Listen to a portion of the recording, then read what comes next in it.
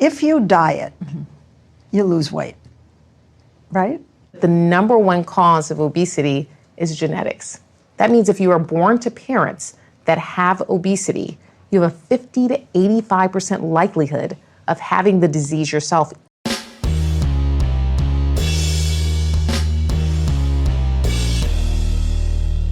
How's everybody doing? My name is Anthony Brian Logan, and today we got to talk about what you just saw, which was Fatima Cody Stanford of the Dietary Guidelines for Americans, a governmental organization, telling you that what you eat, your diet, is not really the main driver of obesity. Now, this is a ridiculous claim by any standard, by any measure. It's ridiculous. What you eat is what causes obesity. Point blank, period. And before I get into more about this and the full clip, which I'll link to in the description box, let's back up a little bit to explain what's going on here. Now, the Dietary Guidelines for Americans is a governmental organization put on by the USDA and HHS. And their objective, their stated goal is to give you, the American citizen, if you're an American citizen, advice on how to eat to live, basically. What's the proper diet to maintain your optimal health? That is their objective. There's a brand new board. I'll link to that in the box. And Ms. Stanford is one of the board members, and her field of expertise is obesity. Now, if you got somebody in the government or a government place, a government organization saying that what you eat is not really the biggest thing with obesity, I mean, that just tells you how ridiculous government has become. And before I go any further, let's roll the full clip.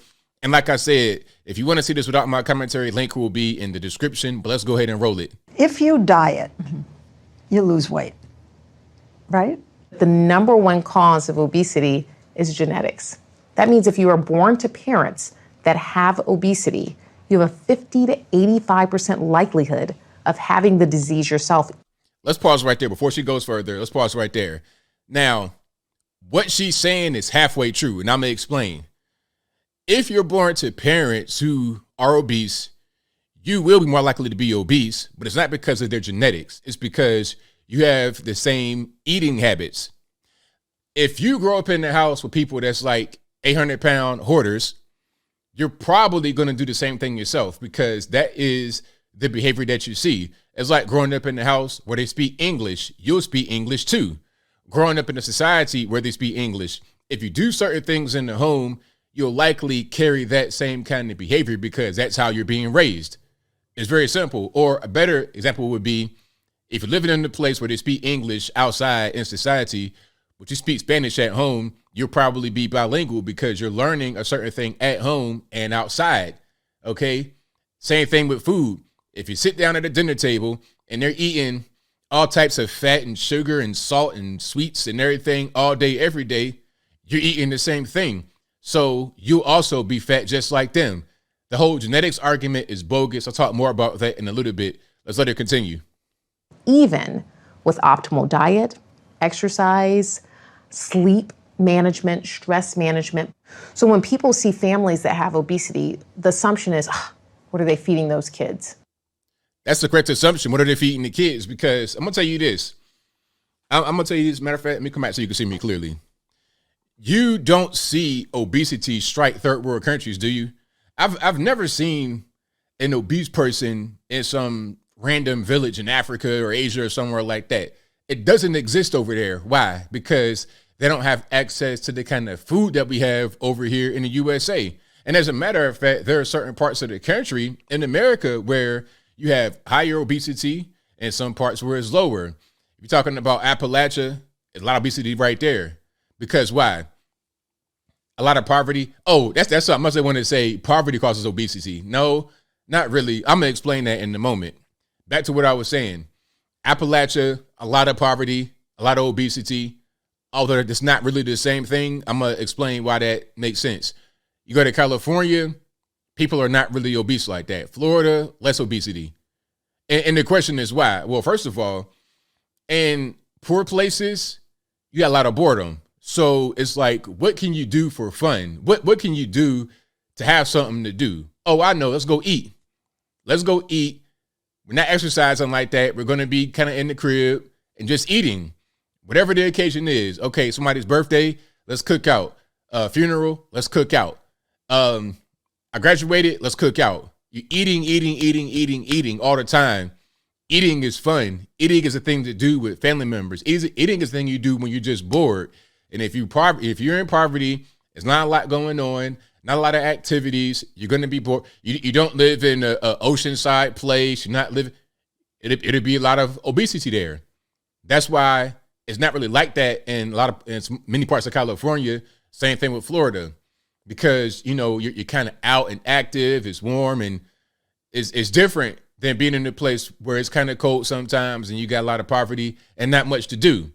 That's why you have a lot of drugs in the same place, Appalachia, because why? People are bored. They want something to do. So that's the reason why you have a lot of poverty and obesity in one place. It's not because, oh, you're poor, so you can't afford quality food. That's why you're obese. That's not it. Even if you eat bad quality food, you're not going to be obese if you don't eat a lot of it. Because look at it this way.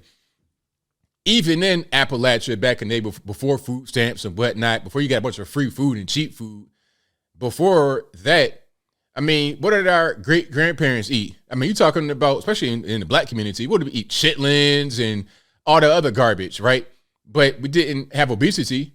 Okay. My great grandparents on my mom's side lived to be 80, 90, super thin. And what are they eating? They're not eating food from Whole Foods and Trader Joe's and stuff like that. Okay. They're just not doing it. So you got to ask yourself, well, why are they living so long? Why are they look so healthy? Why are they so thin? Because they're not eating all day long. They're not eating really big portions of food. That is the issue.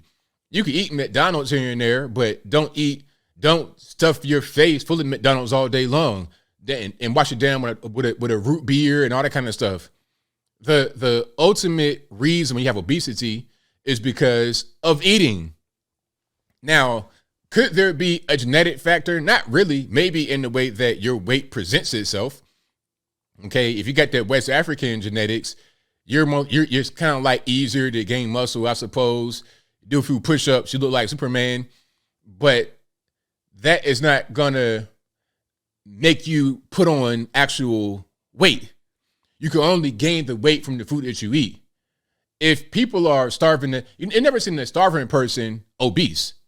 It's impossible, because before you start to starve, your body will eat itself.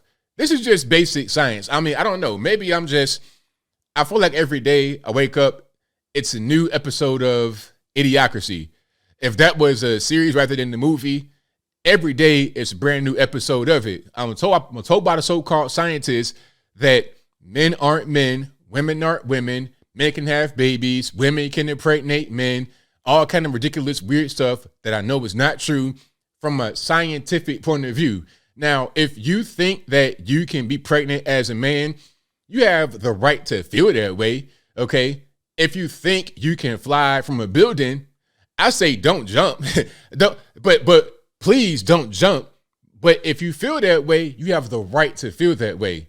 But don't make me participate in the madness, and don't put a person on the government organization teaching this to our children, because I'm sure that the DGA and these kind of organizations have some kind of influence in academia and in the workplace, and they're putting out flyers and pamphlets talking about, hey, you know what? It ain't your fault you're obese. No, you done had 85 pizza rolls since Sunday. All right, you eating so much, you can't even keep it down. You about to just release all that toxins from out your nose and everything else. But that is not the reason why you're obese. You're obese because your pawpaw and your meemaw were. It's ridiculous. Obesity is caused by your eating habits.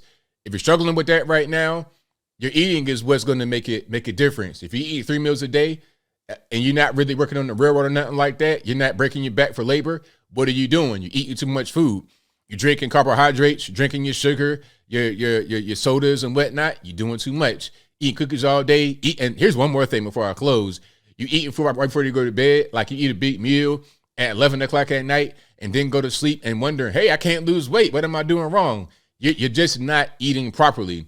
So the government, the more they get, the bigger they get with the more influence, the bigger they get and the more influence they have, the more ridiculous they become, the more incompetent they become. I think it's upon us, the regular everyday normies in society, to dictate what's best for us rather than listening to the federales at all. But I think I'll leave that right there for now. And what said you? How do you feel about what Miss Fatima Cody Stanford said? Do you think she's right that obesity is caused largely by genetics? It doesn't really matter what your diet is like, exercise is like.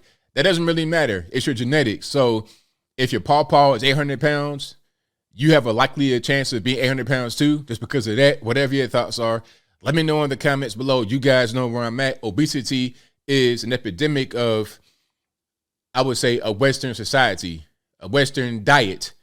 It's not about genetics, because, like, look at me, right?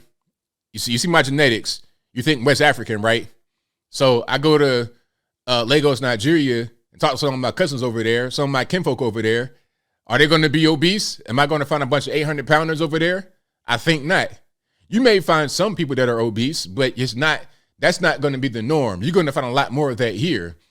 Are there much different genetics? Not really. What's the difference? Diet, location, culture. That's really it. But whatever your thoughts are, please let me know in the comments below. And that's all I got to say for this video.